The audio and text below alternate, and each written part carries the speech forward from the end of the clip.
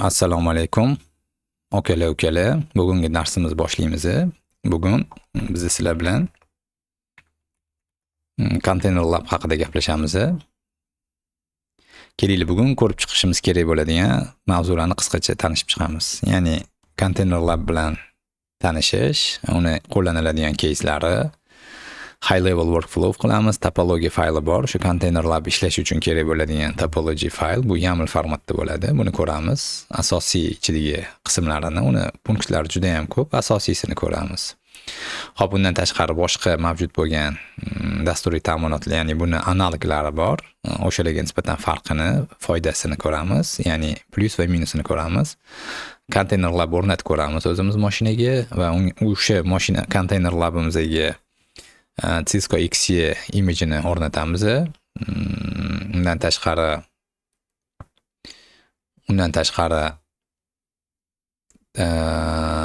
Container Lab VS Code yordamida VS Code'ga extension o'rnatamiz. Container Lab degan va bitta demo ko'ramiz. Ketdik, boshladik.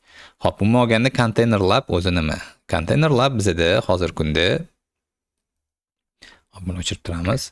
Hozirgi kunda bizda bir qancha dasturiy ta'minotlar bor. Ya'ni ular asosiy vazifasi nima? Emulyatsiya qiladigan dasturiy ta'minotlarning asosiy vazifasi tarmoqdagi, ya'ni ishlab turgan, productionda ishlab turgan qurilmalarimizda qanaqadir o'zgartirish qilishdan oldin uni iloji boricha biz oldin o'zimizda emulyatsiya, ya'ni simulировать qilamiz. Tasavvur qilinglar, ikkita router orasida BGP ko'tarib, bunga filtr ilmoqchisida. Ana shu holatda biz buni prodda qiladigan bo'lsak, agarda qanaqadir bir sintaksisda yoki qanaqadir bir boyagi filtrda yoki prefix listda xato ketadigan bo'lsa, bu bizani tarmog'imizda to'xtashga olib kelishi mumkin. Yoki qanaqadir bir yangi funksional tekshirmoqchisizlar, ya'ni tasavvur qilinglar, EVPN funksional tekshirmoqchisizlar. Ana shu holatda ham biz o'rganmoqchi bo'lsak, ya'ni test qilmoqchi bo'lsak, buni standda, ya'ni emulyatorlarda qilganimiz eng to'g'ri va to'g'ri yo'l shu. Endi bizda hozir kunda biz ko'pchiligimiz ishlatadigan EVNG bor, GNS3 bor va yana boshqa bir qatorlari bor. Endi biz oramizda to'ji yana paket tracer bor, mana Cisco'ning o'ziniga shunga o'xshagan bir qator dasturiy ta'minotlar bor. Endi biz bugungi ko'radiganimiz Container Lab. Umuman olganda Container Lab bu o'sha operatsion tizim, ya'ni misol uchun Cisco bo'ladimi, Huawei yoki Juniper bo'ladigan bo'lsa, ular ishlash uchun ularning operatsion tizimi bor. Ya'ni ularni biz Network Operation System deb nomlaydigan bo'lsak, ularni konteyner ichida ishlatib berishga imkoniyatini bizga beradi. Misol uchun bizda EVNG ni oladigan bo'lsak yoki GNS3 oladigan bo'lsak, ertaga bizani devicelarimiz, ya'ni Huawei bo'ladimi, Cisco bo'ladimi, bu VM based, ya'ni virtualniy mashinaning ichida ishlatiladi. Bu yerda bo'lsa biz bu obrazlarni Docker ichida ishga tushiramiz. Lekin bitta momenti bor, ya'ni bitta joyi bor. Hamma vendorlar ham o'zini Docker imajiga ega emas, ya'ni Docker operatsion tizimi uchun operatsion tizimini Docker ko'rinishidagi imajiga ega emas. Ana o'sha holatda bularni biz VRNet Lab degan resheniya bor, ya'ni solution bor. O'shalarni solution yordamida o'sha VM based operatsion tizimlarni ham Docker ichiga o'tkazib ishlatish imkoniyatiga ega bo'lamiz. Xo'p, bizda Container Lab juda ham keng operatsion tizimlarni поддержка qiladi, ya'ni support. Misol uchun eng populyarlari Cisco, Juniper, Nokia, Arista va boshqalar bor. Bular ham Docker based bo'lishi mumkin yoki VM based bo'lishi mumkin. Agarda kelishib oldik, VM based bo'ladigan bo'lsa, unda bularni VRNet Lab yordamida Docker based ga o'tkazishimiz mumkin. Va Container Lab boshqa ya'ni boyiga aytib o'tgan EVNG yoki GNS dan asosiy farqi, bu yerda biz ko'tarmoqchi bo'layotgan topologiyamizni biz ya'ni YAML formatda ko'rsatamiz. Ya'ni YAML esingizda bo'lsa, bu human readable, ya'ni o'qish oson bo'lgan va tushunarli bo'lgan formatda ko'rsatamiz. Mana shu asosiy yutug'i ham, osonligi ham, ya'ni YAML ko'rinishidaligi. Undan tashqari bir qancha plyuslari bor, ularni sekin ko'rib chiqamiz. Xo'p, davom etamiz. Qachon qo'llanilishi mumkin? Ya'ni biz Container Labni qaysi holatlarda ishlatishimiz mumkin? Bu yerda ikkita misol keltirganman, lekin кейslari juda ham ko'p bo'lishi mumkin. Eng birinchi keys bu qaysidir funksionalni test qilish. Ya'ni oddiy qilib aytganda, mana bu aytib o'tdik. Tasavvur qilaylik, bizda ikkita qurilmamiz ishlayapti. Ya'ni bu bizada production da ikkita qurilma ishlayapti. Bu bittasi R1, bu R2. Tasavvur qilaylik, bu Cisco, bu bizada Juniper bo'lsin. Ularning orasida bizada BGP ko'tarilgan. Ya'ni eBGP. Misol tariqasida olmayman. Tasavvur qilaylik, biza mana bu yerda yangi qanaqadir prefix qo'shdik. Ya'ni 32 prefix qo'shdik. Mana shuni biza BGP yordamida bunga anons qilamiz. Mana shu holatda mana bu yerda bizada filtr bor edi. Men oddiy misol keltiraman. Filtr bor, shu filtrga o'zgartirish kiritish kerak. Agar hozir biz shuni bilmasak va productionda xato qilib qo'yadigan bo'lsak, mana BGP uziladigan bo'lsa, ya'ni filtr noto'g'ri ishlasa, BGP uzilsa, biz servis to'xtash hisobiga olib keladi. Shuning uchun biz bunaqa narsalarni oldin standda, ya'ni laboratoriyada test qilib olamiz va agar to'g'ri bo'lsa, buni productionga chiqarishimiz mumkin. Undan tashqari aytib o'tilgan bitta boyagi mana network testing va validation. Validation mana hozirgi mana validatsiyamiz. Undan tashqari training va education, ya'ni yangi texnologiyani o'rganmoqchimiz. EVPN ni o'rganmoqchimiz. Tasavvur qilaylik, bizada mana bu tarmoqda 30 ta router orasida biz EVPN ko'tarishimiz kerak. 30 ta device. U biz 30 ta fizik device qatdan olamiz. Ana shu holatda bizga bu yordam beradi. Men sizlarga bitta case aytaman. Biz o'sha CCIE ga tayyorlanib yurgan paytimiz, CCIE topologiyasida 50 ta router bor edi. Endi tasavvur qilaylik, bu narsani biz agar tarmog'imizda routerlarimizni test qiladigan bo'lsak ham 50 ta router topish o'zi muammo. Shuning uchun bizga buni holatlarda mana bu emulyatorlar juda ham yordam beradi. Hop, davom etamiz. Mavzudan chetga o'tmagan holatda. Hop, high level workflow bor ekan, kelinglar bunga paka o'tmay turamiz. Sizlar bilan nima ish qilamiz? Darsimiz tushunarliroq bo'lishi uchun Container Lab ishlash uchun talablar bor. Ya'ni o'rnatilish kerak bo'lgan operatsion tizim bu Linux based bo'lishi kerak. Linux based bo'lishi kerak. Bu yerda Debian, Ubuntu bo'lishi mumkin yoki men holatimda, mana ko'pchiligimizda menda ham shunaqa. Mani holatimda hozirgi operatsion tizimim menda Windows. Men qanaqa qilib test qilishim mumkin deydigan bo'lsak, Windowsda biz bilamiz, ichida VSL bor. Ana o'sha VSL ga men o'zimda Ubuntu ko'targanman hozir. Mana shu Ubuntuga biz sizlar bilan Container Lab o'rnatamiz. Ya'ni install qilamiz.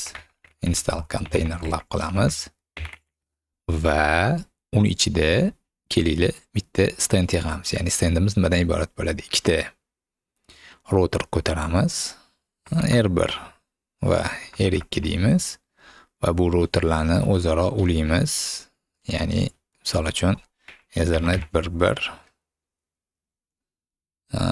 va Ethernet 1.1 ni ulaymiz. Mana shu topologiyani biz sizlar bilan ko'tarib ko'ramiz.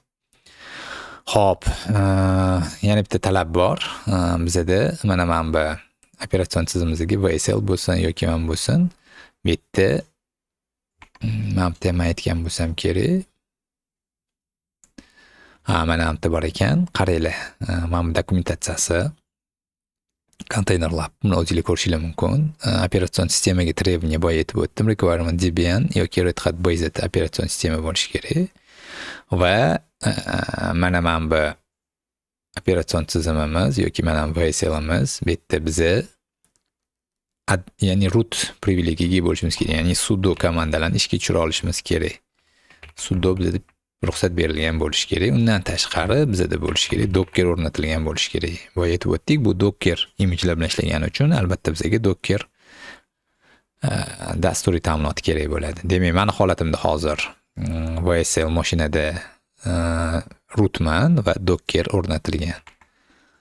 Hop, mana men popkada ish qilamiz, ya'ni Sila popkamda va mana men bu ichidagi routerlarning ichidagi operatsion sistemamiz biza bu yerda sizlar bilan Cisco ni iOS XE operatsion sistemasini ishlatamiz.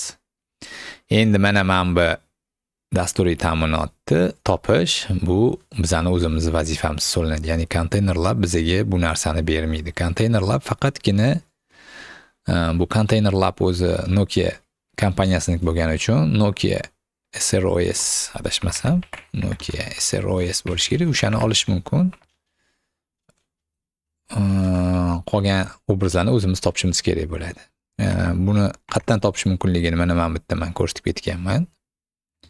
Mana bu sayt bor. Mana ochib qo'ygan ekanman. Mana bu yerda vendorlarning anaqasi bor. Tiskaniki ham bor ekan mana. Bizning obrazimiz bormikin bu yerda? Men endi obraz o'zim olgan edim, shuning uchun tak bu yerdan sketch chiqmadi. Menda o'zi bor edi. Bitta Alpine ekan. Tak.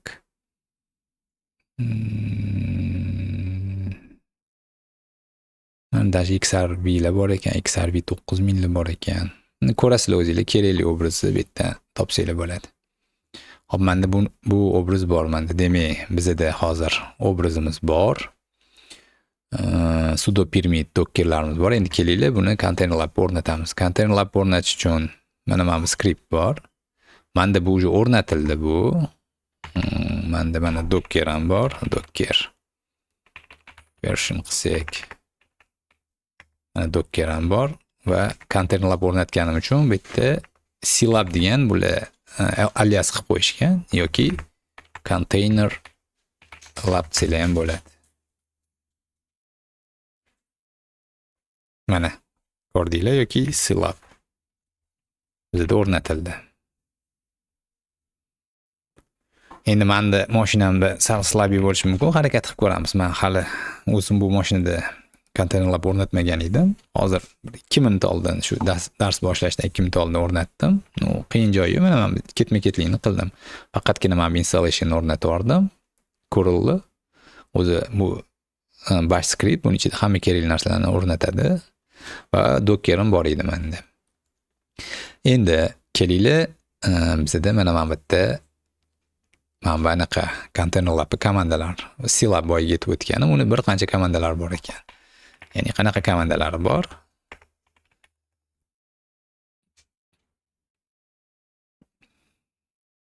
Mana deploy yangi labani ishga tushirmoqchi bo'lsak yoki destroy qilishimiz mumkin yoki inspect qilib laboratoriyaning detallarini ko'rishimiz mumkin. Endi bundan ham qulay narsani ko'rsataman. VS Code'ga bular extension yozishgan, o'sha juda ham qulay. Unga yetib kelaylik, ko'ramiz. Endi kelinglar, biza topologiya faylini ko'rib chiqamiz. Demak, biz o'rnatdik. Endi biz topologiya faylini yozamiz. Topologiya fayli o'zi qanaqa ko'rinishda bo'ladi? Uni juda ham ko'p opsiyalari bor. Bu yerda eng oddiy misol keltirilyapti. Ya'ni unga nom qo'yilyapti mana. Club pretest.yaml. Va aytib o'tdik, topologiya fayli YAML formatda bo'lishi kerak. Bu YAML o'zining sintaksisi bor. Men probelli bo'lishi kerak orasida. Agar xato bo'ladigan bo'lsa, bu faylimiz ishga tushmaydi. Bu yerda nima deyapti? Bu laboratoriyaga nom qo'yyapti, misol uchun pretest.env degan va routerlarimiz uchun bizani mana bu routerlarimizga kirish uchun bularga management IP beryapti. Mana bu patsetdan ishlatyapti. Bu network nom qo'yyapti. Bu bizda dockerdagi Dockerda network yaratadi mana shunaqa nom bilan. Mana bu patsetchi beradi setkani. Adashmasam o'zi 172.20.20 setkani ishlatardi по умолчанию. Bizning holatda biz o'zimiz ko'rsatyapmiz. Undan keyin mana bu yerda topologiyani definitioni ketyapti, ya'ni topologiyani yozishni boshlaymiz. Bizda hamma routerlarimiz mana bu obraz ishlatgan uchun, Seos obrazini ishlatgan uchun bu Seos bu Arista kompaniyasining Arista routerlarini operatsion tizimi bilan Seos deb nomlanadi. Va bu yerda mana muhim joylardan bittasi mana bu kind bor. Ko'rayotgan bo'lsanglar, bu kind bizani routerimiz yoki o'sha bu yerda node deyilyapti, node tipi. Buni mana bu yerda biz ko'rishimiz mumkin. Mana bu Container Lab sayti, bu yerda user manualda mana kinds bor, ko'rdinglar? Qanaqa kindslar bor? Mana tiplari. Kind name Nokia bo'lsa, Nokia ser Linux deyilyapti. Misol Arista bo'lsa, mana bunaqa Arista Seos, Cisco-niki, mana Cisco XRD, XRV. mana поддержка qilayotgan nodalarning nomlari. Xo'p, bizaniki ishlatadigan obrazimiz mana buni ishlatamiz sizlar bilan. Cisco IOL. Bu Cisco IOL bu Cisco XE degan obraz bor. Linux tagida Linux ishlaydi. Ana o'sha mana shu hozir Cisco IOL mana shu hozirgi CCI imtihonida ham o'sha tigi emulyatorlarga mana shu obrazdan ishlatishyapti. Biza paytda mana shunaqa obrazdan ishlatilgan. Hozir aniq bilmayman. O'sha paytda mana как раз IOL obrazidan ishlatishgan edi. Xo'p, davom etamiz. Kind demak, biz qanaqa router ishlatayotganimizni tipini ko'rsatamiz mana bu kind qilib va соответственно imiji ko'rsatamiz. Bu yerda bizning imijimizni hozir birga qo'yamiz. Undan tashqari mana undan keyin noda, ya'ni noda bu network device'larimiz, ya'ni qurilmalarimiz sanashni boshlaymiz. Bu yerda spine 1, bu router bu nomda shu qurilmaga, ya'ni bizning holatimizda mana bu R1. Bu yerda bu spine 1 deb nomlanyapti. Unga management IP beryapti. E'tibor bergan bo'lsangiz, bu management IP mana bu tepadagi diapazon ichida, ya'ni 172 29 152 201, mana bu tepadagi 152 0 diapazon ichida va kerak bo'lsa biz routerimizni startup config bilan ham ko'rsatishimiz mumkin. Ya'ni ko'tarilganda ichida BGP'si bo'ladimi, OSPFmi, IP'lari bo'ladimi, o'shalar bilan yonishi mumkin router. Mana bu leaf 1, ya'ni bu yerda nima qilyapti? Spine 1 bilan leaf 1 ikkita router bular объявить, ya'ni e'lon qilyapti va bularni mana orasida ulash uchun links degan connection uchun linksdan foydalanyapti. Ya'ni nima deyapti? Spine 1, Ethernet 1ni, leaf 1, Ethernet 1ga ulagin deyapti. Endi kelinglar biz o'zimiz uchun xuddi shunaqa bir fayl qilamiz. Mana bu yerda. Xo'p, bu yerda biz kelinglar fayl yaratamiz. Nima deymiz? Demo. Mana bu yerda e'tibor bergan bo'lsanglar, iloji boricha tushunarli nom qo'yaylik. Demo YAML deylik. Demo topo YAML deylik. Buni bunaqa yozishlar ham mumkin, bunaqa yozishlar ham mumkin. Odatda bunaqa yozsak mana shu so'roq bo'ladi. Va men bu yerda fayl tayyorlab qo'ygan edim. Hop, uzr. Bu yerda Vim mazgina anaqasi bor. O'shaning uchun Vimimiz keladi. Nanodan foydalana qolamiz. Topo YAML deymiz.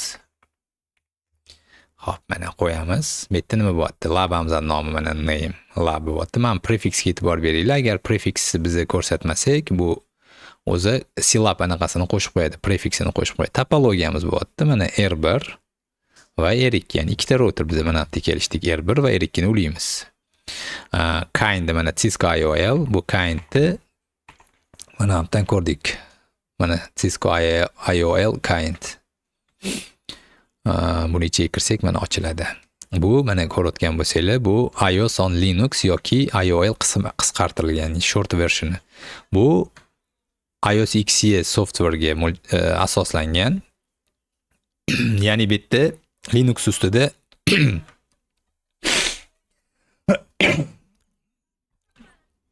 Linux operatsion tizimida bu ishlaydi. Va buni talablari bor. Ko'rayotgan bo'lsanglar, bu juda ham requirement juda ham anaqa kam, ya'ni bitta dona IOL ishlash uchun, ya'ni bitta dona routerimiz ishlash uchun bitta virtual CPU kerak va 768 megabayt RAM kerak.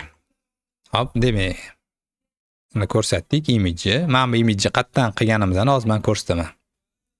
Mana asosiy joyi ham shu yerda. Faqat shunga e'tibor berib turaylik. Bu imij bizda internetda bo'lmagani uchun bu imijni o'zimiz olib ko'rsatishimiz kerak bo'ladi. Uni hozir ko'ramiz va bu R2 routerimiz. Mana men bu setkani ishlatyapman. 172 20 20 11. Buniki 172 20 20 22. Va R1 mana Ethernet 01 ni R2 ni Ethernet 01 ga ulaymiz. Ya'ni bizda mana bu yerda 01 ekan, bu yerda ham 01 ga ulaymiz. Hop, buni saqlaymiz. Endi kelinglar, mana buni biza Docker obraz bo'lmaganligi uchun biz buni boya aytib o'tdik. Docker obrazga o'zgartirishimiz kerak. Xo'p, buning uchun dokumentatsiyaga davom etamiz. Hop, have to install container lab ko'rdik. Mana have to deploy, mana Cisco XE image container labga qanaqa ishga tushirish to'g'risida bor. Bu yerda nima deyilyapti? Mana men bittan XE image sketch qilsanglar bo'ladi deyilyapti. Va esingizda bo'lsa, bu Cisco'ni bu operatsion tizimi VM based hisoblanadi. Ya'ni Docker container based emas. Shuning uchun mana manba dokumentatsiya bor. Mana boya aytib o'tdim, ishlayotsa VRNet Lab bor deb. Mana shuni ishlataylik. Mana bular mana shunaqa container based ga aylantirish uchun, ya'ni VM based operatsion tizimlarni container based ga o'tkazish uchun VRNet Labdan foydalanishgan. Bu mana manbani fork hisoblanadi. O'zi bu solution, ya'ni VRNet Lab solutioni, ya'ni VM baseddan containerga ishga tushirish solutionini bular VRNet Labdan olib fork qilishgan. Bu o'zgartirilgan forked from turibdi, ko'rdinglarmi? Agar hozir menga kirib ishlatib qo'ysanglar, bu ishlamasligi mumkin. Shuning uchun e'tiborli bo'lamiz. Imina mana manba link bo'yicha ishlatamiz, SRL Labs. Endi bu yerda mana manual bor. Qanaqa qilib mana men VM based operatsion sistemani Dockerga o'tkazish. Bizda mana bu yerda vendorlar juda ham ko'p, bizga Cisco qiziq. Cisco bu yerda mana IOL ko'rdinglarmi? Hop, bizda IOL ikki xil, ya'ni bunaqa obrazimiz, mana manba obraz ikki xil formatda bo'lishi mumkin. L2 va L3, ya'ni L2 bu switch, ya'ni switch bo'lib ishlaydi. Как acts as a switch deyapti. Switch bu bo'lsa L2 obrazni olishimiz kerak. Agarda router qilmoqchi bo'lsak L3. Men sketch qilganim, ya'ni mandiga bori bu router. Agar L2 bo'lganda menimda L2 yozuvi bo'lardi. Bu biza hozir router obrazimiz bizning qo'limizda bor. Endi kelinglar, buni qanaqa biza buni qanaqaga o'zgartiramiz?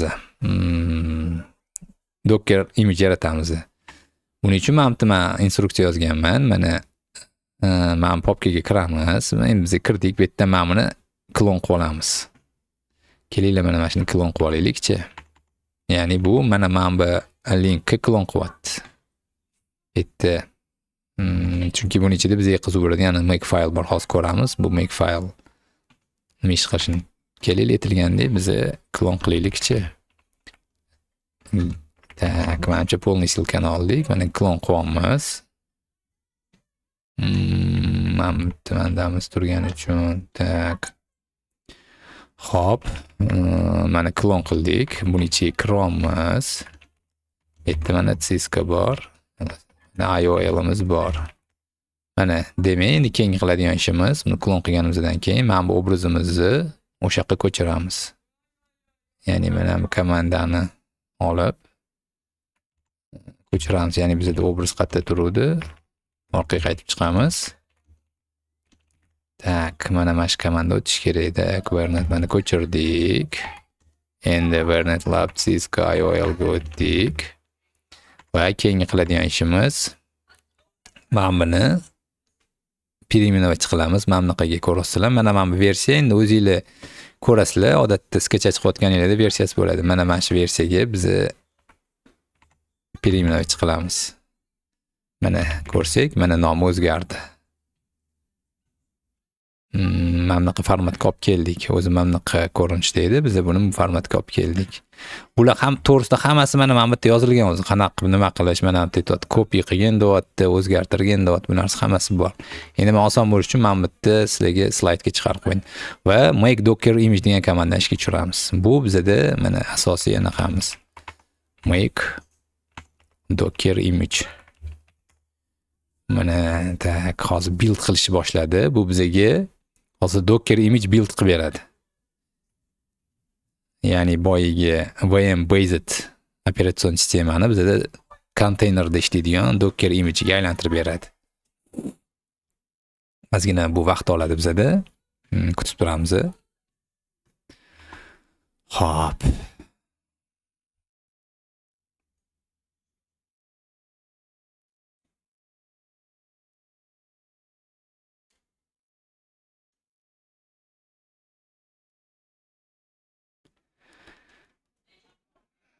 Endi men videoni to'xtatmadim, ozgina kutib turamiz, hop.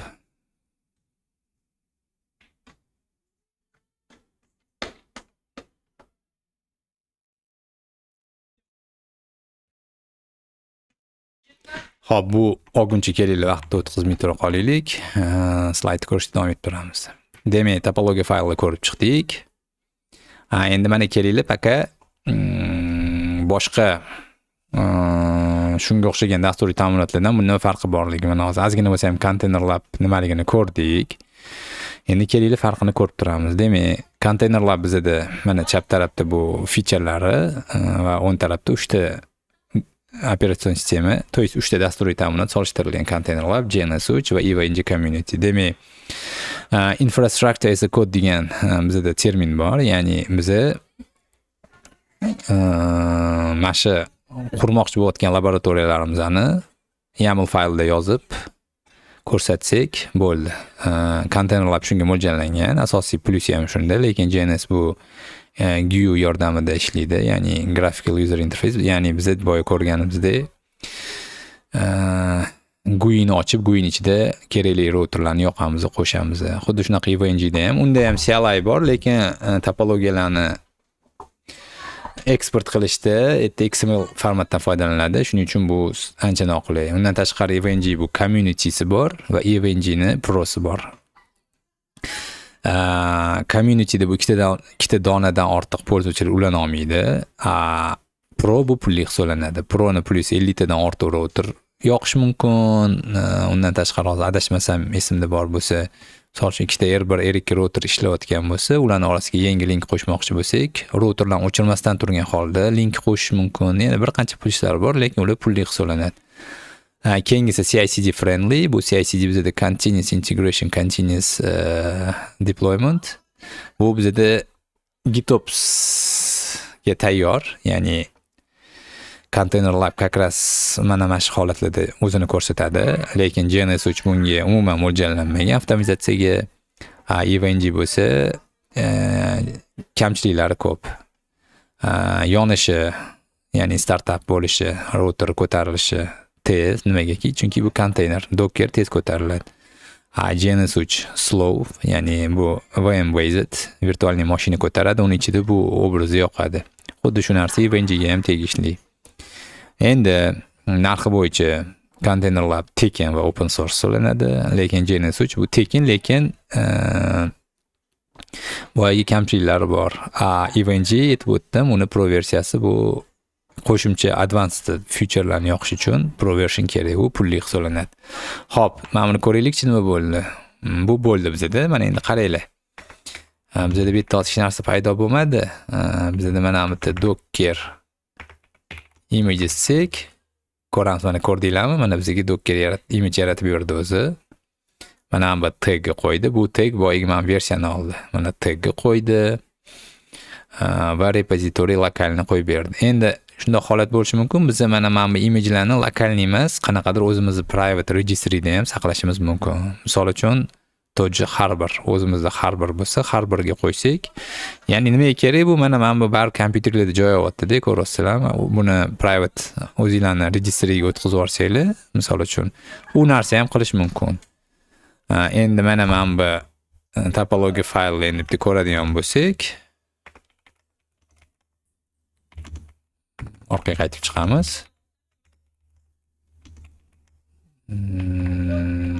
Mana topologiya faylini ko'radigan bo'lsak, mana men buni ko'rsatib qo'yganman, ko'rdinglar? Mana bu bizda mana buni puch ko'rsatib qo'ydim, ya'ni lokalni turganini ko'rsatdim. Endi kelinglar, menga davom qaytamiz. Mana Docker image bilan ko'rish mumkin, xuddi shu narsalar yozilgan. Endi buni ishga tushirish uchun boyagi collab -t deploy, ya'ni mana bu komandasi bor edi, helpda.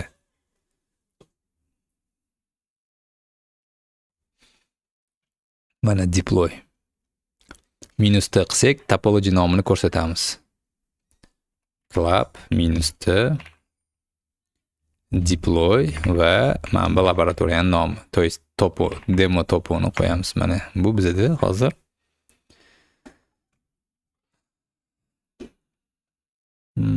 xato berdi. Unknown comment. Nega bizda xato berdi? Hop, ko'ramiz. Demo topo YAMLda. Bunga nima yoqmadi? Balkim YAMLimda xatomikan.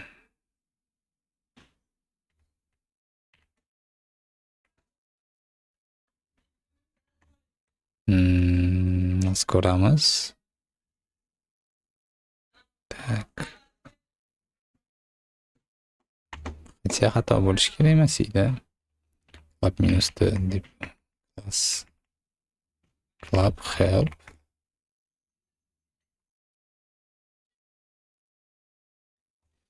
Hop, container lab. Endi boyga qisqartirilgani bu. Club container lab deyapti. Deploy. Deploy k minus-t. Men teskari qildimmi ekan?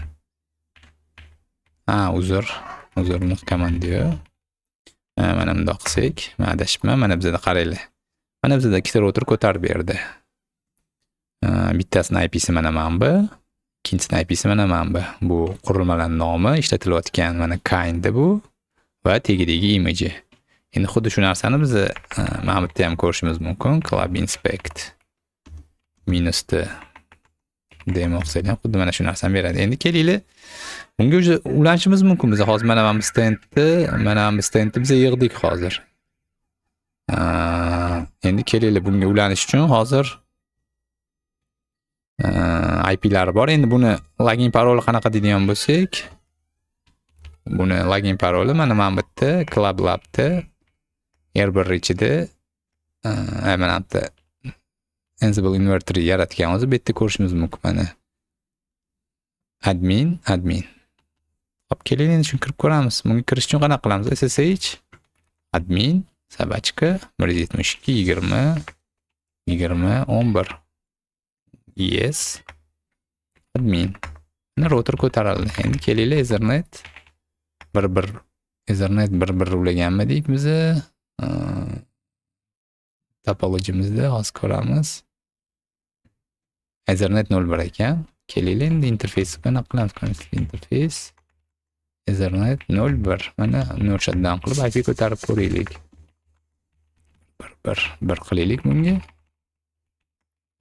Va keling endi bunga ulanamiz. Ikkinchimizni bizda 22 da adashmasam. Yes. Admin show interface Ethernet 01. Bitta ham IP adres ko'taramiz. No shutdown IP address 111. Va kelinglar tekshiramiz. Mana ikkita router orasida ping bor. Ko'rgan bo'lsanglar, biz topologiyamizni ishga tushirdik. Mana versionni ko'rishimiz mumkin. Mana bu IOL system image bilan ishga tushdi. Ya'ni biz hozir ikkita routerni bir-biriga ulab topologiya qildik. Endi qanaqa stand tekshirmoqchi bo'lsak, tekshirishimiz mumkin. Demak, davom etamiz. Hop, container lab o'rnatdik, deploy qilishni o'rganib oldik. Xuddi shunaqa, misol uchun Huawei o'rnatmoqchi bo'lsak, biz mana bu yerdan Huawei image topamiz.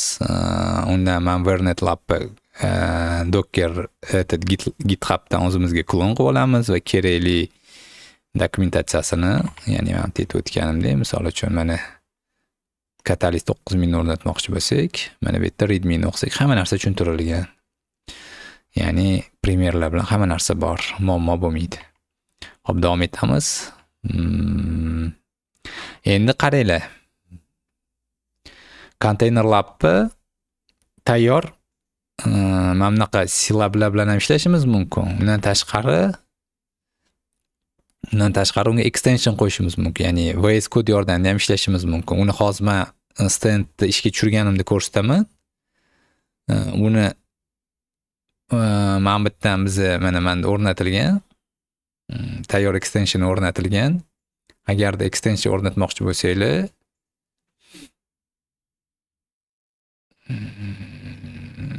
tak extension o'rnata olasizlar. Menimcha ko'rsatib ketgan edim extensionni. Mana anaqa ko'rsatganman. Extensions Marketplace bor. O'sha yerdan Container Lab deb yozsanglar, install qilsanglar, bu sizlarga anaqani extensionni VS Code uchun o'rnatib beradi. Bu juda ham qulay. Mana bu yerda routerlarni hozir uni ko'ramiz. Anaqada use case'da live ko'ramiz. Hop, davom etamiz. Endi yana bitta buni o'chirib tashlamoqchi bo'lsak, destroy qilaylik, aka joy olmasin. Menda demak mashinada ko'rdik o'rnatishni. Endi ko'radigan stendimiz, qaranglar. Hozir qanaqa stend bo'ladi? Mana bu yerda endi qiziqroq bo'ladi. Hozir biza yaxshi ko'rinyaptimi yo'qmi? Hop. Bitta nima bo'lyapti? Qaranglar. Mana meni mashinam. Как biza network engineer mana bu yerda o'tiribdi. Bizda lokalniy GitLab'imiz bor o'zimizda. Va bu yerda boshqa bitta VM ga ko'tarilgan, bu yerda GitLab Runner ishlab turibdi. Endi bu yerda ozgina DevOps ga bog'liq terminlar ishlatiladi. Endi hozir uni chuqur qilib o'tib bera olmayman. Maqsad nima bo'lyapti? Biz mana bu mashinamizda, network engineer mashinamizda mana bunaqa topologiya yaratamiz. Boyiga o'xshagan bu yerda mana ko'rsatyapmiz. Bu topologiyamizni hozir bir ko'rib chiqamiz ham. Topologiyada R1 dan R2 ga 5 ta router yaratyapmiz. Bularga mana shunaqa obraz ishlatyapmiz va ularning orasida ulanish bo'lyapti. Va undan tashqari biz bu yerda BGP ning konfiguratsiyasini ham ko'rsatamiz. Ya'ni router orasida BGP ko'tarib, IP ilib BGP ko'tarib beradigan holat bo'ladi. Mana shu narsalarni biz yaratgandan keyin buni gitga add qilib, ya'ni gitga add, commit va push qilsak, bizani mana shu faylimiz GitLabga borib tushadi. GitLabda CI/CD pipeline ishlaydi. Bu CI/CD birinchi test, continuous integration, ya'ni har xil testlar o'tkazadi. Agar testlarimiz to'g'ri o'tsa, uni deploy qiladi mana bu virtual mashinaga, GitLab Runner ishlab turgan mashinaga va bu yerda bizani mana bu yerda ko'rsatgan topologiyamiz avtomatik ko'tariladi va routerlar ichiga konfiglar avtomatik qilib bizda xohlayotgan natijaga erishamiz. Endi buni ishlash uchun menda nima bo'lgan? Menda bu GitLab Runner bor. Bu GitLab Runner bu GitLabga ulangan. Mana GitLab Runner mashinamiz ichidamiz. Bu yerda men oldindan bu yerga anaqani o'rnatib qo'yganman. Container Lab o'rnatib qo'yganman. Boyidagi xuddi shunaqa metod bilan. Endi buni xohlasak har mana bu yerda admin o'zgartirish qilganda CI/CD ishlab bunga Container Lab o'rnatishimiz mumkin. Odatda unaqa qilmaymiz. Biz mana shu yerga tayyor Container Lab o'rnatib qo'yganmiz. Va qaranglar akalar, bu yerda bitta qiziq joy bor. Keringlar shuni men bitta qisqacha sizlarga tushuntiray. Bu yerda nima bo'lyapti qisqacha qilib. Bu meni mashinam, PC'im. Mana bu yerda menda fayl bo'ladi. Bu fayl boyagi Container Lab uchun topology YAML faylim bo'ladi. Bu yerda men bu faylga qanaqa routerlar ko'tarish kerakligini yozib chiqaman. Undan tashqari menda mana bu yerda yana bitta fayl bo'ladi. Bu bizda konfiguratsiya uchun kerak bo'ladi, configuration. Bu yerda bu yerda ham YAML bo'ladi. Bu yerga men nimalar nastroyka qilish to'g'risida yozib chiqaman. Va shu narsalarni men yozganimdan keyin mana bu yerda menda lokalniy GitLab ishlayapti. Shu GitLabga men push qilaman, ya'ni push degani shu yoqqa men shu fayllarni tashlayman. Bu mana bu yerda bizda bitta virtual mashina ishlayapti, Ubuntu. Buni ichiga men GitLab Runner o'rnatganman. Bu GitLab Runner ishlab turibdi. Mana bu yerda boyagi men fayllarimni men bu yoqqa gitga tashlaganimdan keyin bu GitLab ham bo'lishi mumkin, GitHub ham bo'lishi mumkin. Endi qaraysizlar. Bu yerda bir qancha jarayonlar ishga tushadi. Ya'ni birinchisi CI, ya'ni continuous integration qanaqadir test qiladi. Mana shu fayllarimni men holatimda bu oddiy faylni YAMLga tekshiradi. Endi men bu yerda YAML ham tekshiradigan qilmaganman. Menimcha oddiy echo print ekranga chiqarib qo'yadi. Odatda sizlarda nima bo'ladi? Mana bu YAMLda agar xatolik bo'ladigan bo'lsa, boya aytdim-ku, bu sintaksisga juda ham sezuvchan, ya'ni probel qolib ketishi mumkin YAMLda, har xil holat bo'lishi mumkin. Mana shu YAMLni tekshiradi. Agar YAML to'g'ri bo'lsa, birinchi test o'tsa, ikkinchisi bu yerda bu yoqqa buni deploy qiladi. Deploy qilgandan keyin bu yerda bizda mana bu yerda anaqa ko'tariladi. Container lab bor edi, buning ichida topologiya ko'tariladi. Ya'ni mana bu topologiyada ko'rsatilgan routerlar ko'tariladi. Va bularning ichiga config mana bu ko'rsatilgan konfiguratsiyadagi konfiguratsiyalar Python yordamida bu router ichiga kirgiziladi-da, bizga standni ishga tushirib beradi. Bu yerda men konfiguratsiyani deploy qilish uchun Pythonda Narnir degan framework bor. Narnir. Buni bir qiziqib ko'ringlar. Endi hozir detalni o'tolmayman to'g'risida. Odatda Narnir va Ansible oladigan bo'lsak, Ansible ham bizda Pythonda yozilgan, lekin Narnir Ansibledan juda ham tez. Buni testlar ham o'tkazilgan. Bir 500 ta mashinaga bir vaqt o'zida Ansibleda ham playbook ishlatishgan va Narnirda ham bu test ko'rishlar mumkin internetda. Xullas Narnir juda ham tez va buni qulayligi bu agar sizlar Pythonda kod yozishga o'rgangan bo'lsanglar, bu yerda juda ham ko'p imkoniyatlar. Ya'ni tegi Pythonda qanaqa narsa qilishlar mumkin bo'lsa, hammasini qiladi. Ansibleda playbookdan tashqariga chiqishlar qiyinroq-da. O'shaning uchun men Narnirni tanladim. Ansibleda ham xuddi shu ish qilish mumkin. Xo'p, demak, endi kelinglar, mana bu yerda ko'raylik. Meni mashinamda mana bunaqa bor. Lab demo degan papka bor. Mana bu yerda qaranglar. Boyagi GitLab ishlash uchun bizda CI/CD ishlash uchun mana bunaqa fayl bor. GitLab CI YAML. Endi men buni hozir detalni aytib o'tira olmayman, bu katta mavzu. Prosta ko'rib ketaylik. Bu yerda nima ish bo'lyapti? Stage'lar bor. Ya'ni qilinishi kerak bo'lgan test, deploy va configure. 3 ta stage mana men e'lon qilganman. Mana bu joblar bajarish kerak bo'ladigan joblar. Bu joblar qaysidir stage'ga to'g'ri keladi. Bu yerda mana run tests degan job bor. Bunga xohlagan nom qo'yishingiz mumkin. Va bu stage, ya'ni mana testga tegishli, mana menga tegishli. Hop. Bu yerda tag qo'yganman. Ya'ni club degan tag bo'lsagina bu job ishga tushadi. Va script bu yerda mana oddiy men running test ishga tushirib qo'yganman. Endi o'z bu yerda odatda YAML lint bilan tekshirishingiz mumkin. Endi men murakkablashtirmadim. Ya'ni bu ishlayotganini ko'rish uchun bizda anaqamizda running test ekranga chiqadi. Xo'p, keyingisi bizda job bor, deploy lab degan. Bu stage deploy stage'iga tegishli, mana menga tegishli. Bu ham club tag club bo'lsa ishga tushadi. Bu yerda mana ko'rayotgan bo'lsanglar, buning ichida men skript chaqiryapman. Bu skript nima qilyapti? Ekranga print chiqaradi, ya'ni redeploying lab using container lab deydi. Ya'ni mana bu popkani ichiga o'tadi. Popkani ichiga o'tgandan keyin mana bu yerga agarda mana bu BGP YAML bor, bizda topology fayl buni hozir ko'ramiz. Buni destroy qiladi.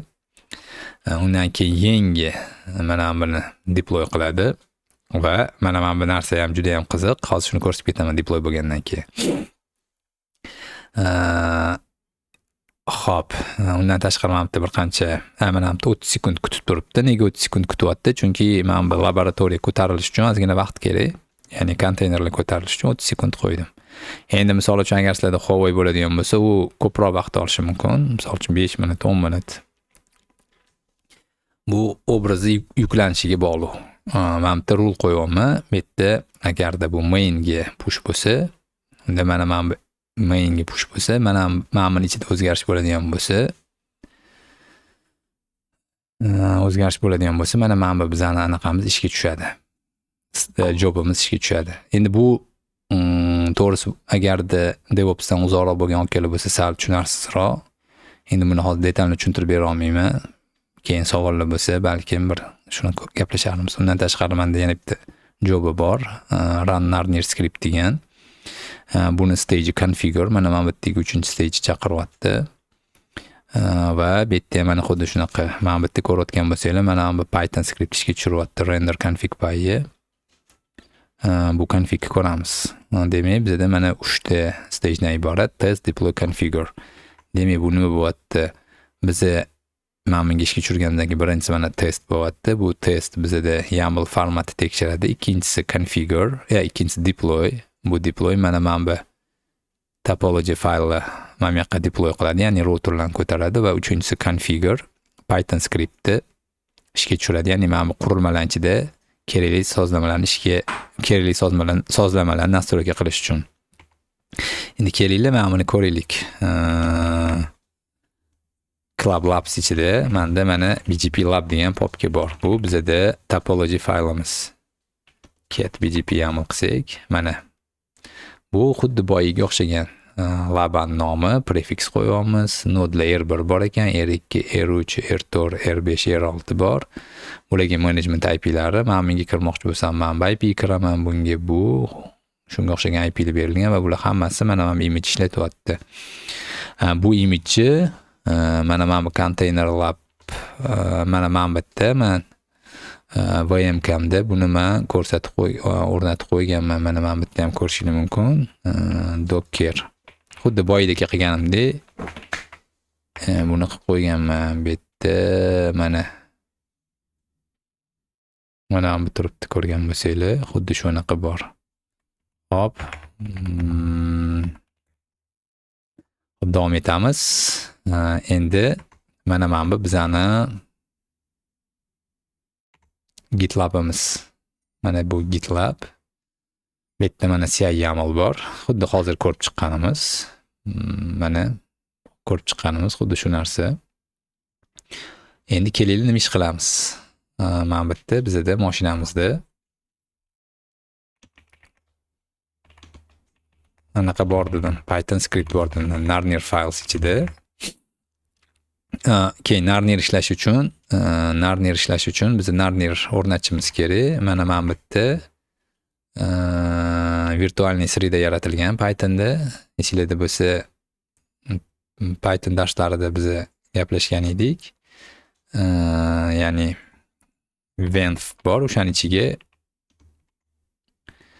Narnir o'rnatishimiz kerak. Endi men hozir detalli Narnir ko'rsatib bera olmayman, u katta mavzu juda ham. Narnir o'rnatilgan, uni requirementlari mana shu GitLab runnerga o'sha qo'yib qo'yilgan. Hop, bu yerda bu faylimiz nimalardan iborat ekan? Bu yerda config YAML bor.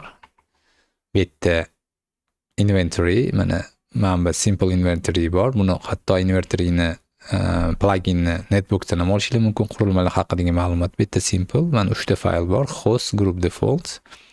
Host YAMLni ko'radigan bo'lsak, bu bizani mana nima qilyapti, qaranglar. Mana bu router 172.20.20.11. Bu bizda R1. Mana R1 ga men YAMLni ko'rsataman. Uni host name, ya'ni kirish kerak bo'lgan IP'si mana shu deyapman. Va nima deyapman? Mana bu interfeysga Ethernet 01 ga mana bunaqa description ilgindek deyapman. Mana bunaqa IP adres ko'tarasan va BGP ichida mana bunaqa lokalniy ISKN 100 bo'lsin va BGP ko'taradigan peer IP'si mana bu 12.12.12.2 bo'lsin va uni ISK'si 300 bo'lsin degan konfigga mana shunaqa YAML ko'rinishda yozyapman. Ya'ni hozir nima ish qilyapmiz o'rtoqlar? Ya'ni biz hozir sizlar bilan bunaqa narsani xohlayapmiz hozir. Biz hozir mana bu narsani xohlayapmiz.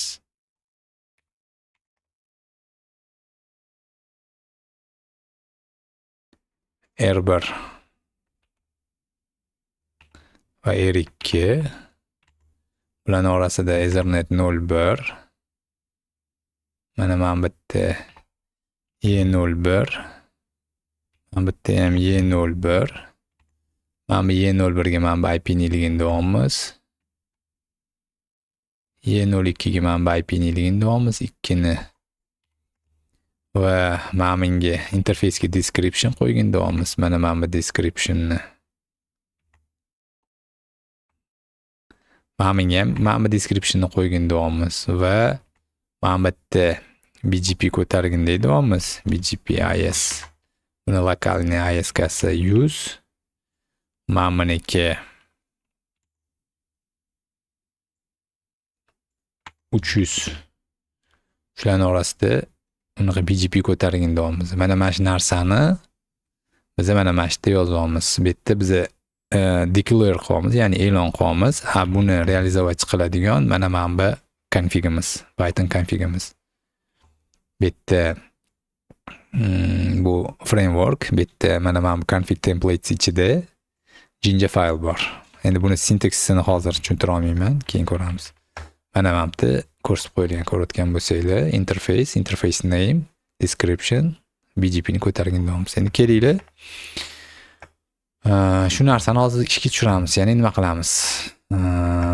Mana bu yerda mana buni link to Eric emas, link to router 2 deylikda. Mana bu yerda link to router 1 degan yozuvni qo'shaylik. Mana buni qo'shganimizdan keyin git status qilsak, mana bunda o'zgarish bo'ldi deyapti. Nima o'zgarish bo'ldi? Kelaylik, ko'raylik. Git div. Ya'ni mana aytyapti. Mana bu description mana bunga o'zgardi deyapti. Hop, endi buni biz add qilib qo'shdik. Endi buni commit qilib git commit minus nom qo'yamiz. Misol uchun change nom, bu yerda tushunarli nom qo'ysanglar bo'ladi. Change interface descriptions deylik.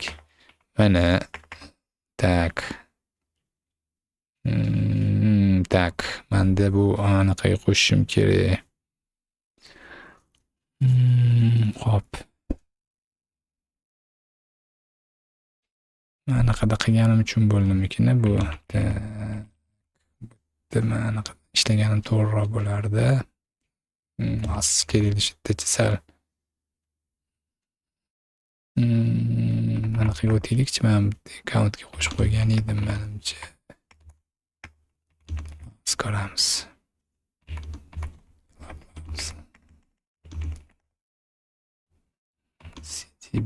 cd-narnia files. Tak, git status bittish narsa.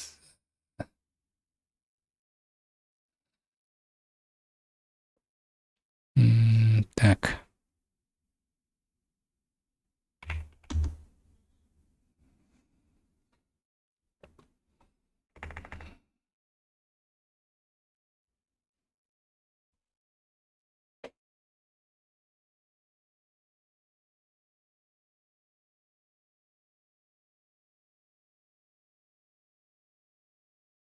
Hop, ben bitti. Hani o'zgarganini yaptı, o'zgartiraylik. Shuni xususiyamiz.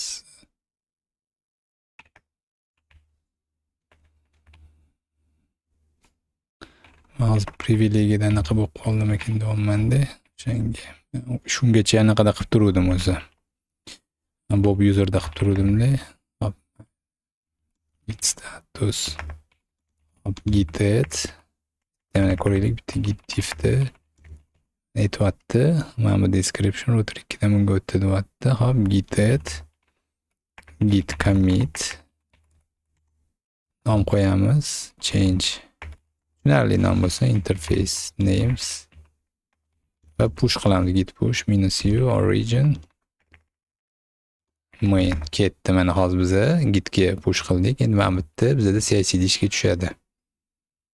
Mana pipelinesda mana ishga tushdi. Stage'lar. Mana birinchi test edi boyiga. Bu yerda mana prosta mana running test chiqdi. Bo'ldi, bu o'tdi. Agar mana shu hozirda YAMLda tekshiradigan bo'lganinglarda xatolik bo'lsa, bu darshi keyingi stage'ga o'tmas edi. Va mana bunga o'tdi. Bu nima qilyapti? Qani ko'raylikchi. Bu narni ishga tushdi. Mana qaranglar. Hop, ulandi. Mana popkalarni ko'rdi. Virtual environment mana activate qildi.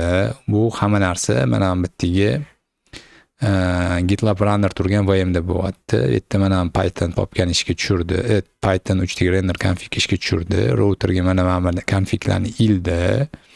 Mana BGP ni ko'tardi. Endi kelinglar shuni ko'ramiz. Buni mana bitta bizda bu mashina anaqaga ulangan. Mana GitLab Runnerga ulangan. Va bu yerda mana buni qo'yganmiz. Container Lab. Mana ko'rayotgan bo'lsangiz, buni qulayligini qaranglar. Mana bu mashinalar hammasi ko'tarilgan. Bularga ulanmoqchi bo'lsak, o'zi topadi avtomatik topologiyalarni. Mana bizda mana topologiya bor ekan. Ulanmoqchi bo'lsak, mana SSH. Mana kiryapmiz. Mana mashina ichida o'tiribmiz. Qaranglar, anaqani VS Code osonligini va kelinglar biz qaysi interfeysga o'zgartirish qilgan edik. Ethernet 01 ga ham IP ni ilish kerak edi. Ko'ramiz, tekshiramiz. Show run interface Ethernet 01. Mana qaranglar, mana IP description il berdi va BGP ni configini ko'raylik-chi. Show run section router BGP. Mana BGP. Mana ko'tarib qo'ygan hamma configga. Demak, hozir biz ping berishimiz mumkin. Mana bu 12 ga. Bu 2 bizda. Mana bu mashina. SSH admin paroli. Mana buni ham qaranglar, xuddi shu mana router bir turibdi. Mana IP betda ham section router BGP. Mana BGP ko'tarilgan. BGP ni tekshirishimiz ham mumkin. Mana BGP ko'tarilib turibdi. Demak, endi kelinglar, bu yana ham tushunarliroq bo'lish uchun yana bitta o'zgartirish qilamiz endi. Xo'p. Bu yerda endi Mamanda biza kelinglar descriptionni umuman ma'noga o'zgartirib qo'yamiz.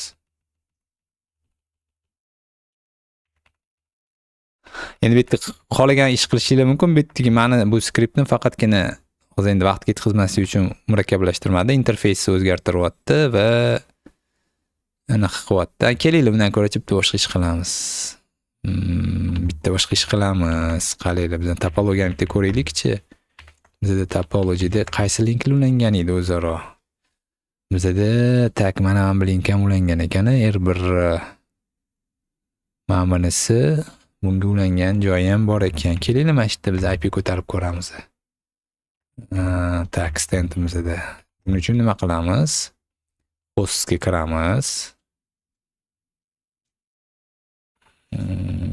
Hostga kiramiz. Mana bu yerda interfeysga yozamiz.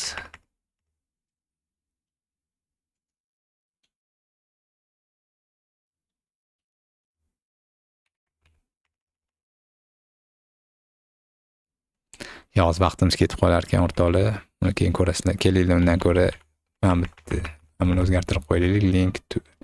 Link was changed deb qo'yaylik prosta. Hozir cho'zilib ketyapti video shunchalik. Hop, mana bu yerda ko'ramiz. Git status. Mana o'zgargan bo'lgan. Nima o'zgardi faylimizda? Git diff. Mana bu o'zgardi. Mana bitta mana qo'shdim. Hozir enter bosib yubordim. O'sha enter turibdi, mayli. Mana shu gitga qo'shdik. Nom qo'yamiz. Change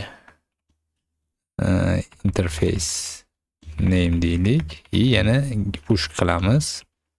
Anaqaga. GitLabga. Bu yerda yana CI/CD ishga tushadi. Mana bu yerda mana bizda yana pipeline ishga tushadi. Hop, mana Narnir skript ishga tushyapti. Narnir nima ish qildi?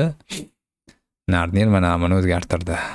Endi kelinglar, mana bu routerimizga kiramiz. R2 edi bizda. Mana SSH bilan ulandik. R2 ni Ethernet 01 betda turibdi. R2 R1imizda mana interfeys anaqasi o'zgargan bo'lishi kerak. Hop. Chirib turaylik-chi, R1 ga ulanamiz.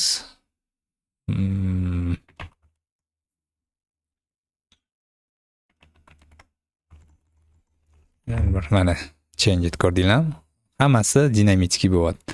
Xo'p, davom etamiz. Ko'radigan narsamiz ko'proq. Endi tasavvur qilaylik. Mana shu topologiyani, biza kimgadir bermoqchimiz, ya'ni ko'rsatmoqchimiz, birga ishlamoqchimiz. Bu yerda mana anaqa bor.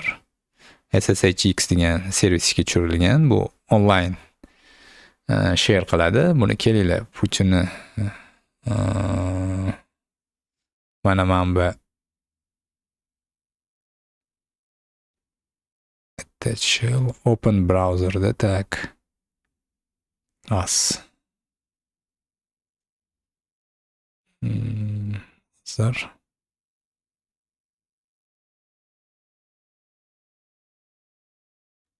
shell bu ichiga kirishdi bu tak hozir ssh hop bunichi tak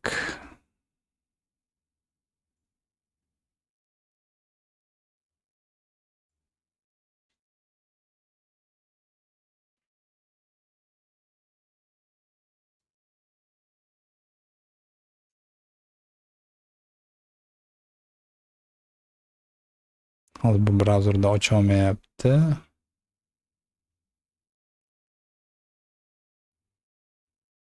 Hop, mapdan ko'ramiz hozir kelinglar. GitLab Runner mapda ham bor edi adashmasam. Bor ekan. Bu GitLab Runner mashina ichida. Tak, Club Labs. Bu BGP Lab. Tak, Club. Club. Inspect. Insta BGP YAML qilsak. Tak. Hozir.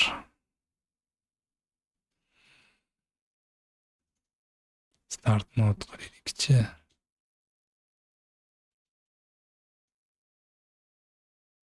Tak. Hozir mana esimdan chiqdi, deb ko'raylik. Container Lab'da anaqa bor edi. SSH ko'rish. Hozir SSH X mana SSH mana shuni ko'raylik. Chatbridge Lab Tools mana bunaqa ekan. Ko'rish uchun Container Lab Tools SSH mana shu narsani qilib ko'raylik-chi hozir. Hozir tushuntiraman nima bo'layotganini.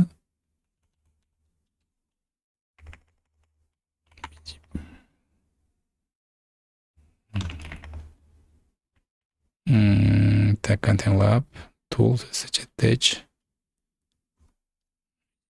Not found no running containers. Tak. Clab.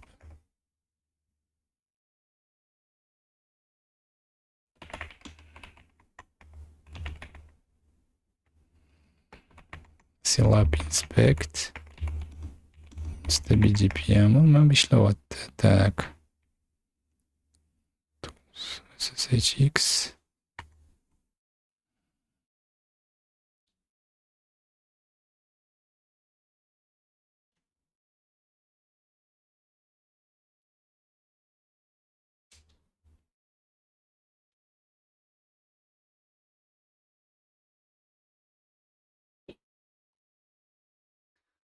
Container Lab SSH. List bor edi, mana list. Mana ko'rdinglar, mana bu silkani ko'chiramiz.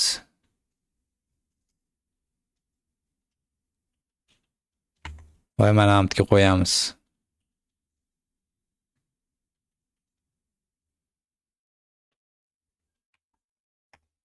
Qaraylik hozir nima bo'lishini.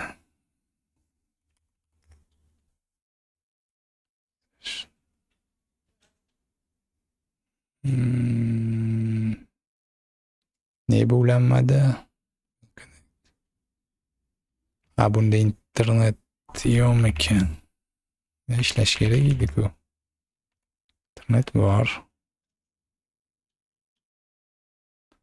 Странно. Xo'p, buni mana bu yerda qilib ko'raylikchi o'zimizni emulyatorimizdagida. Tak, hozir ls-la. Boyagi o'zimiz stendimiz bor edi-ku.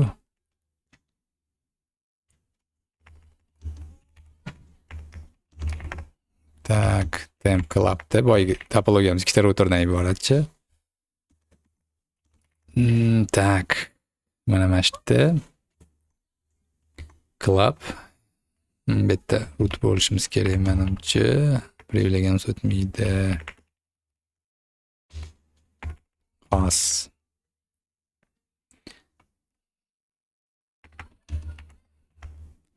Club minus club inspect minus t demo topoda. Tak. Biz o'chirib tashladik, to'g'ri. Hozir buni yoqamiz. Deploy minus t mana yoqdik. Va mana bu bitta narsani ko'rib olaylik. Bu ko'tarilyapti. Taklabdi.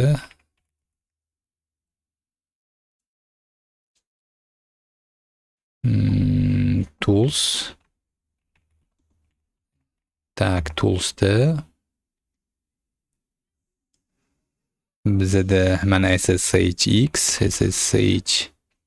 X ya'ni SSH terminal beramiz. Hozir yoqamiz. Minus t imam topologiyaning nomi demo topology. Hozir bizga link berish kerak bo'ladi. Va attach qilamiz. Ya'ni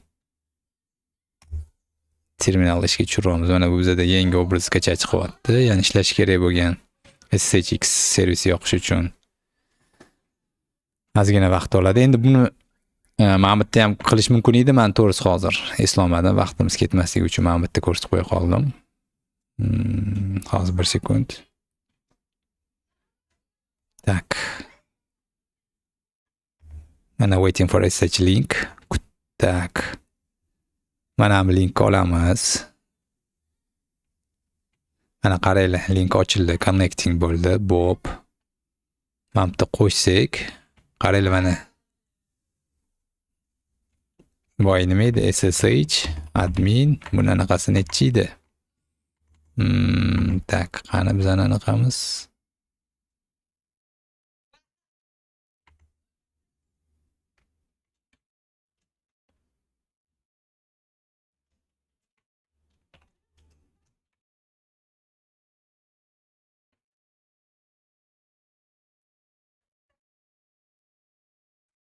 Tak, link ko'chirdik.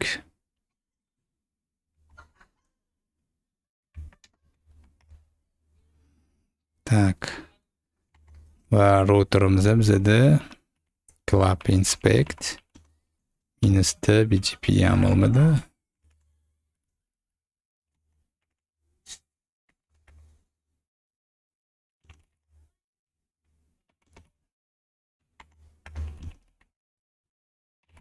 As.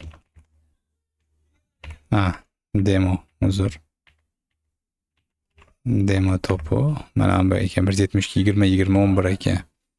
Sabachka 172 20 172 20 20 11. Yes. Ya'ni bu nima bo'ldi hozir? Mana mana silkani generatsiya qilgan silkani любой odamga bersangiz, u kirib sizni routerlaringizni ishlata oladi. Ya'ni birga ishlay olasizlar. Namti ikkinchisini qilib qo'ysangiz SSH admin 172 20 20 ikkinchisini IPsi 22 ekan. Yes. Admin. Mana. Qulaylik qaranglar, share qildik, laboratoriyani o'zaro ko'ryapmiz. Xo'p, yana nima qoldi? Deyarli hammasi bo'ldi. Mana bu yerda yana bitta qiziq anaqa joy bor. Mamba extensionda. Undan tashqari biz misol uchun start stop qilishimiz mumkin, nodalarni config saqlashimiz mumkin, access qilib mana SSH bilan telnet bilan brauzerda ochishimiz mumkin. Undan tashqari Bitta topologiyalarni ham ko'rish mumkin. Topologiyalarni ko'rish mumkin. Mana bu yerda topology qilsak, ularni ko'rsatib beradi. Graph draw.io ko'rinishda ham saqlab berish mumkin. Mana hozir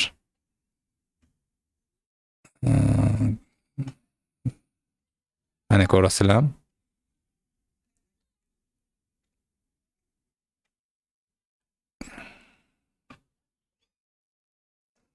Confirm level. Endi buni o'zingizlar tisklab ko'rasizlar, opsiyalar juda ham ko'p. Xo'p, menimcha slaydimiz tugadi. Qisqacha qilib tushuntirishga harakat qildim. Buni hamma narsani qoplab olish juda ham qiyin edi. Bir ko'ringlar, juda ham qiziq narsa, ishlatib ko'ringlar. Agar savollar bo'lsa, birga qarashga harakat qilamiz. E'tiboringiz uchun rahmat.